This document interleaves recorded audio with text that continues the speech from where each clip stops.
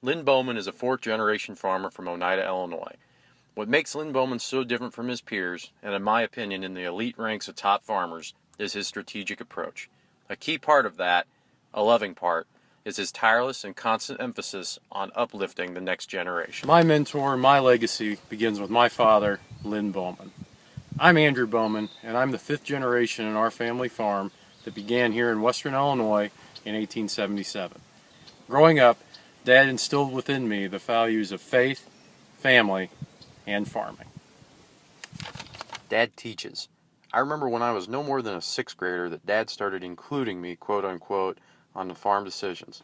He began by showing me what he was doing, selecting seed or a particular herbicide program, and asking me what I thought. I certainly remember helping Dad in the shop maintaining equipment, but to be a part of the farm's decisions at such a young age, Dad valued my input, but more important, placed priority in building my critical thinking skills. And he did it in a way that made me feel like a partner, not like free labor. He also taught me that each generation does something for the future. Each had their own unique conditions to navigate, and each emerged with a stronger foundation for the next generation. Dad instilled me the importance of family, how we utilize our individual strengths together to make the farm better, how our quality of life is related to the quality of our work. I watched him do this while teaching Sunday school, serving on local boards, and working within the community. Dad looked at the big picture of everything, his faith, his family, his community, and his farm, and then he sought to teach me their importance. Dad empowers. For Dad, it wasn't enough to teach, though. He wanted to empower me. Beginning with the small 5-acre corn patch in 4-H as a 7th grader, he started giving me small decision-making ability and financial responsibility. I remember loan deficiency payments and break-evens in the late 1990s, and Dad empowering me to continue on and not get discouraged. Now, if I had just been free labor backing on sweat equity, I would likely have set my eyes to grander opportunities beyond the farm and missed my calling and passion. Dad coaches. Growing beyond 5 acres, Dad, as part of a succession plan, slowly started renting me more land and ceding me more responsibility. Increasing scope means little, however, without the coaching that growth requires. Dad constantly challenged me to think about everything.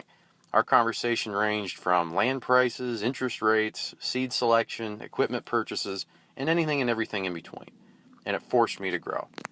In 2000, Dad was diagnosed with a virus attacking his kidneys. His forward-thinking strategy was going to pay off. I was never forced to take charge because of Dad's health. I wanted to. In 2003, Dad had a kidney transplant. It didn't stress him or me that I was the one calling the shots to spray for soybean aphids, and the first time the Midwest had grappled with that pest. In 2007, Dad was diagnosed with cancer. By this time, my question wasn't whether I would return to the farm, but when. I made that jump in 2009, and Dad has lived strong since. Some might think Dad was forced to delegate things to me on the farm. That overlooks the fact that Dad actually started this process years before his health declined. While I was still young, Dad empowered me.